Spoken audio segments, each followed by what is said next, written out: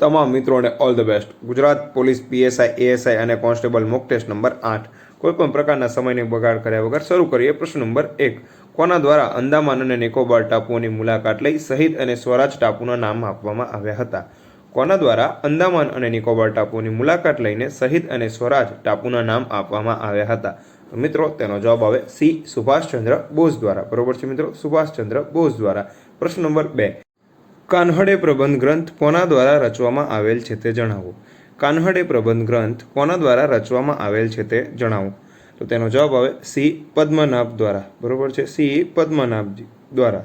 પ્રશ્ન નંબર 3 ગુપ્ત યુગના સમયગાળા દરમિયાન જિલ્લાને શું કહેવામાં આવતા હતા? ગુપ્ત યુગના સમયગાળા દરમિયાન જિલ્લાને શું કહેવામાં આવતા હતા? તો મિત્રો તેનો જવાબ આવે વિષય। બરોબર છે મિત્રો, જિલ્લાને વિષય કહેવામાં આવતા હતા। હવે આપણે આગળ જોઈએ પ્રશ્ન નંબર 4। બરોબર છે મિત્રો, પ્રશ્ન નંબર 4 બ્રહ્મદેશ એટલે આધુનિક સમયનો કયો દેશ તે જણાવો। બ્રહ્મદેશ એટલે આધુનિક સમયનો કયો દેશ તે જણાવો। તો તેનો જવાબ આવે મ્યાનમાર। બરોબર છે મિત્રો, બ્રહ્મદેશ એટલે મ્યાનમાર। પ્રશ્ન નંબર 5 ડાંગ દરબાર કયા તહેવારના સમયગાળામાં ભરાય છે તે જણાવો। ડાંગ દરબાર કયા તહેવારના સમયગાળા દરમિયાન ભરાય છે તે જણાવો। તો તેનો જવાબ આવે હોળીના સમયગાળા દરમિયાન। બરોબર છે મિત્રો, ડાંગ દરબારનું આયોજન ડાંગ ખાતે હોળીના તહેવારના સમયગાળા દરમિયાન કરવામાં આવે છે। હવે પ્રશ્ન નંબર 6 ગઢકંટગાના ગોંડ રાજ્યમાં આશરે કેટલા ગામડાઓનો સમાવેશ થતો હતો? ગોંડ રાજ્યમાં આશરે કેટલા ગામડાઓનો સમાવેશ થતો હતો? તો તેનો જવાબ આવે 70,000 ગામડાઓનો। બરોબર છે મિત્રો, 70,000 ગામડાઓનો સમાવેશ થતો હતો। મિત્રો તમને સવાલ જવાબ પસંદ આવ્યા હોય તો અમારી ચેનલને સબસ્ક્રાઈબ જરૂરથી કરી લેજો અને બીજા આવા 7 મોક ટેસ્ટના વિડીયોના જોરદાર પ્રતિસાદ મળ્યા છે તે વિડીયોને પણ જરૂરથી જોઈ લેજો। હવે આપણે જોઈએ પ્રશ્ન નંબર 7 સોવિયત યુનિયનનો વિભાજનની પ્રક્રિયા ક્યારે શરૂ થઈ હતી? સોવિયત યુનિયનના વિભાજનની પ્રક્રિયા ક્યારે શરૂ થઈ હતી? તો તેનો જવાબ આવે બી 1990માં। બરોબર છે મિત્રો, સોવિયત યુનિયનના વિભાજનની પ્રક્રિયા 1990માં શરૂ થઈ હતી। પ્રશ્ન નંબર 8 કેટલા કિમી ઝડપના પવનોને વાવાઝોડું કહેવામાં આવે છે? બરોબર છે મિત્રો, કેટલા કિલોમીટરથી ઝડપના પવનોને વાવાઝોડું કહેવામાં આવે છે? તો તેનો જવાબ આવે 80 થી 120 કિમી। બરોબર છે, 80 થી 120 કિમીની ઝડપે ફૂંકાતા પવનોને વાવાઝોડું કહેવામાં આવે છે। પ્રશ્ન નંબર 9 પૃથ્વી પર પાણીના 100%માંથી કેટલા ટકા પાણી હિમશિલા અને હિમશિખરોમાં સચવાયેલ છે તે જણાવો। બરોબર છે મિત્રો, પૃથ્વી પર પાણીના 100%માંથી કેટલા ટકા પાણી હિમશિલા અને હિમશિખરોમાં સચવાયેલ છે? તો મિત્રો તેનો જવાબ આવે એ 2%। બરોબર છે મિત્રો, એ 2% પાણી હિમશિખરો અને હિમશિલાઓમાં સચવાયેલ છે। હવે પ્રશ્ન નંબર 10 ગુજરાતના જંગલમાંથી કયું પ્રાણી લુપ્ત થયેલ છે તે દર્શાવો અથવા જણાવો। ગુજરાતના જંગલમાંથી કયું પ્રાણી લુપ્ત થયેલ છે? તો મિત્રો તેનો જવાબ આવે સી વાઘ। બરોબર છે મિત્રો, સી વાઘ। આ તમામ પ્રશ્નો GCERTની બુક્સમાંથી લેવામાં આવેલ છે, તો નોટ પણ જરૂરથી બનાવી લેવી। હવે પ્રશ્ન નંબર 11 ભારતના જળ પરિવહનની રચના એટલે ભૌગોલિક રચના આધારે તેને કેટલા ભાગમાં વહેંચવામાં આવેલ છે? ભારતના જળ પરિવહનની રચનાને એટલે ભૌગોલિક રચનાના આધારે તેને કેટલા ભાગમાં વહેંચવામાં આવેલ છે તે જણાવો। તો તેને કુલ 2 ભાગમાં વહેંચવામાં આવેલ છે।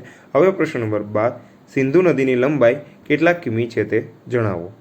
સિંધુ નદીની લંબાઈ કેટલા કિમી છે તે જણાવો।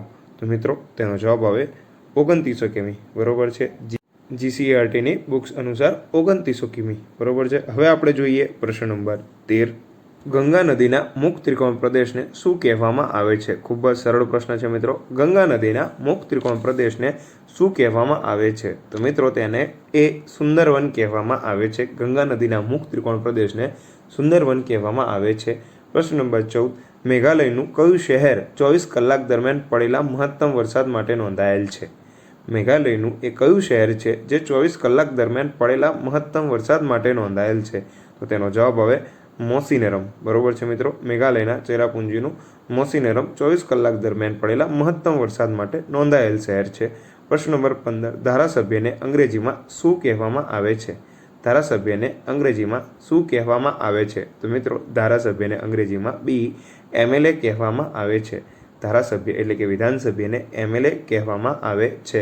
હવે પ્રશ્ન નંબર 16 મિત્રો હું દરેક વિડીયોમાં કહું છું એ પ્રમાણે આપણે પ્રશ્નોના દરેક માધ્યમને જાળવી રાખ્યું છે, એટલે કે હાર્ડ પ્રશ્નો પણ છે, મીડિયમ પ્રશ્નો પણ છે અને કેટલાક સહેલા પ્રશ્નો પણ છે। બરોબર છે। પ્રશ્ન નંબર 16 જોઈએ ભારતમાં પાછા ફરતા મોસમી પવનોનો સમયગાળો જણાવો. ભારતમાં પાછા ફરતા મોસમી પવનોનો સમયગાળો જણાવો. તો તેનો જવાબ આવે ઓક્ટોબર અને નવેમ્બર મહિનો. બરોબર છે મિત્રો, ઓક્ટોબર અને નવેમ્બર મહિનો પાછા ફરતા મોસમી પવનોનો મહિનો છે. પ્રશ્ન નંબર 17, કાશી મહાજનપદ કયા વિસ્તારમાં હતું? કાશી મહાજનપદ કયા વિસ્તારમાં હતું તે જણાવો. તો તેનો જવાબ આવે વારાણસી. બરોબર છે મિત્રો, કાશી મહાજનપદ વારાણસી વિસ્તારમાં હતું. પ્રશ્ન નંબર 18, વન મહોત્સવ ક્યારે ઉજવવામાં આવે છે? વન મહોત્સવ ક્યારે એટલે કે કયા મહિનામાં ઉજવવામાં આવે છે? તો તેનો જવાબ આવે જુલાઈ મહિનામાં. બરોબર છે મિત્રો, જુલાઈ માસમાં વન મહોત્સવ ઉજવવામાં આવે છે. હવે આપણે જોઈશું પ્રશ્ન નંબર 19, જંગલ સંશોધન સંસ્થાનું મુખ્ય મથક ક્યાં આવેલ છે તે જણાવો. જંગલ સંશોધન સંસ્થાનું મુખ્ય મથક ક્યાં આવેલ છે તે જણાવો. તો મિત્રો તેનો જવાબ આવે દહેરાદૂન ખાતે. બરોબર છે મિત્રો, દહેરાદૂન ખાતે જંગલ સંશોધન સંસ્થા આવેલ છે. પ્રશ્ન નંબર 20 અને આજનો છેલ્લો પ્રશ્ન. મિત્રો આ પ્રશ્નનો જવાબ તમારે કોમેન્ટ બોક્સમાં આપવાનો છે. અને હા, 20માંથી તમારે કેટલા પ્રશ્નો સાચા પડ્યા તે પણ કોમેન્ટ બોક્સમાં જરૂરથી જણાવજો. ગુજરાત રાજ્યનું રાજ્ય પક્ષી કયું છે? ગુજરાતનું રાજ્ય પક્ષી કયું છે? બરોબર છે મિત્રો, કોમેન્ટમાં જરૂરથી જવાબ આપજો. આવા જ બીજા વિડીયોને જોવા માટે અમારી ચેનલને સબસ્ક્રાઇબ કરી લો. જો તમને વિડીયો ગમ્યો હોય તો અમારી ચેનલને સબસ્ક્રાઇબ કરજો, વિડીયોને શેર કરજો અને તમારા જરૂરિયાતમંદ મિત્રો જે તૈયારી કરતા હોય તેમના સુધી પણ આ વિડીયોને જરૂરથી પહોંચાડજો. જય હિન્દ, જય ભારત. ફરીથી મળીએ આવા જ વિડીયો સાથે. ત્યાં સુધી તમને બધાને આવનારી તમામ એક્ઝામ માટે ઓલ ધ બેસ્ટ.